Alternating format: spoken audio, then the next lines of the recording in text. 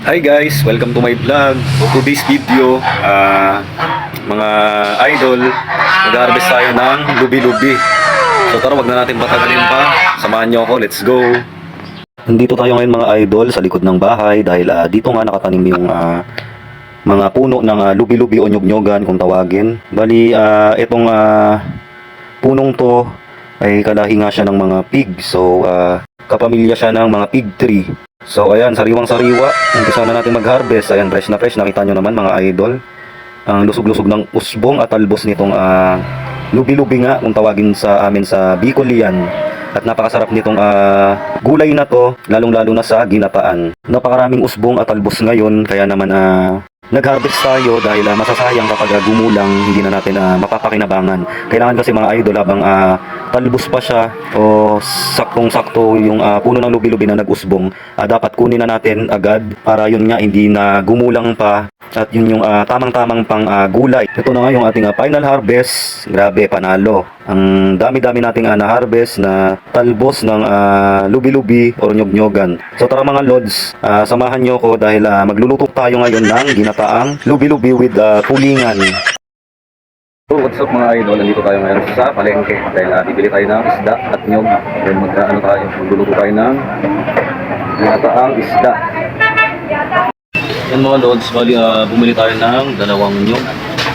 So ayan, 55, 60 at 65. So kumuha tayo dito sa ayan, 60. Ayan, nandito tayo ngayon sa palengke mga lods. So fresh na fresh yung mga panindang gulay dito. Ayan, waiting natin nakayod at pinapiga ko na rin mga lods.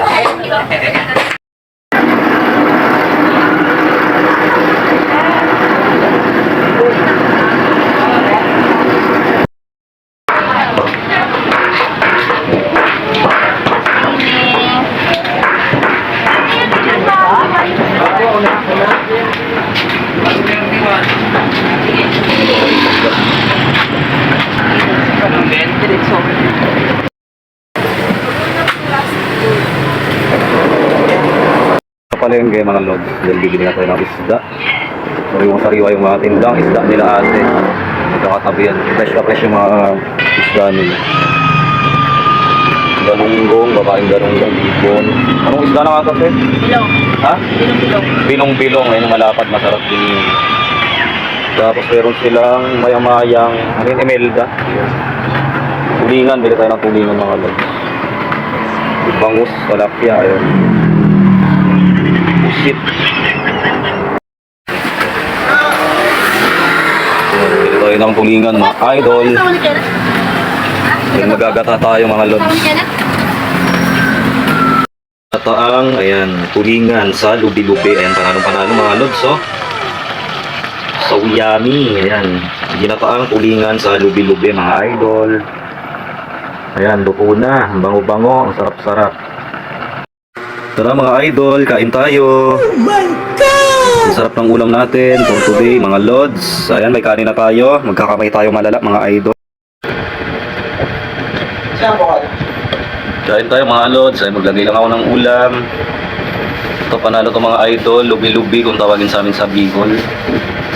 Napakasarap niyan mga idol. Wala na dito Mga taga Bicol dyan. Ayan, isda natin, tulingan. Siyempre, paborito ko yung sili, mga lods. Ayan, no?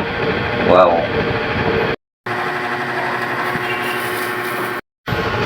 Tara, kain tayo mga lods.